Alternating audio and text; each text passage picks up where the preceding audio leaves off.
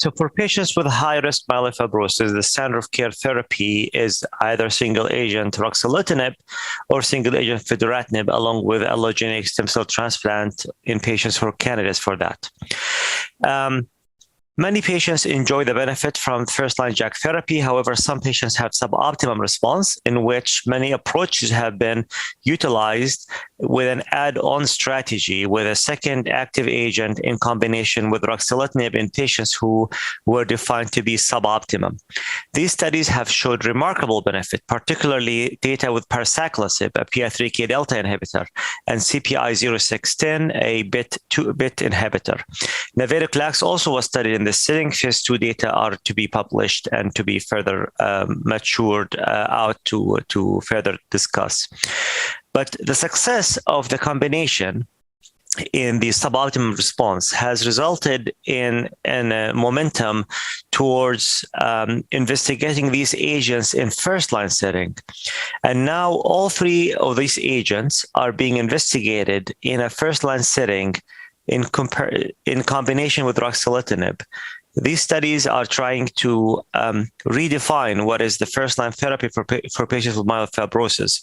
So ruxolitinib in combination with Parsaclisib versus ruxolitinib is ongoing globally, and this is a study we're all looking forward to the results of that, to redefine what is the optimum combo for patients with myelofibrosis.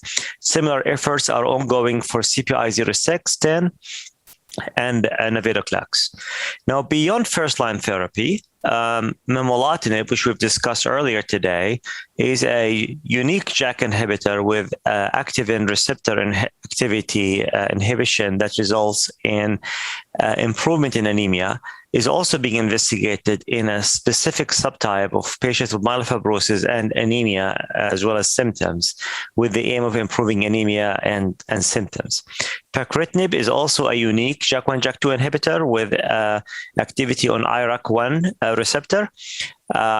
This agent is active in patients with severe thrombocytopenia and does not result in further worsening of cytopenias, and it seems to be a promising agent for a unique subset of patients with severe thrombocytopenia. Additional agents being investigated in the non-JAK1, JAK2 inhibitor pathways are listed on the table over here, and many of the studies are now in mature data for phase 2 and in phase 3 studies with unique pathways and unique mechanisms of actions, as well as unique endpoints of therapy.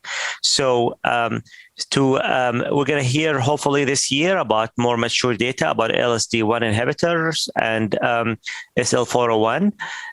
We're also looking forward to the long-term data for the phase 3 studies of the telomerase inhibitor, imetelstat, and the MDM2 inhibitor KRT agent.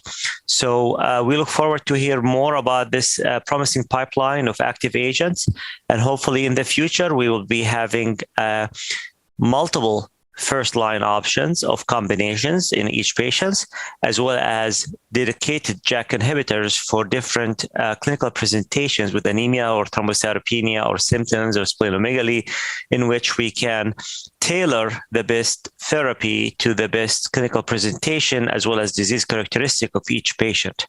In addition, we hopefully will have non-JAK inhibitors or possibly combinations between those and JAK inhibitors in a unique presentation of diseases.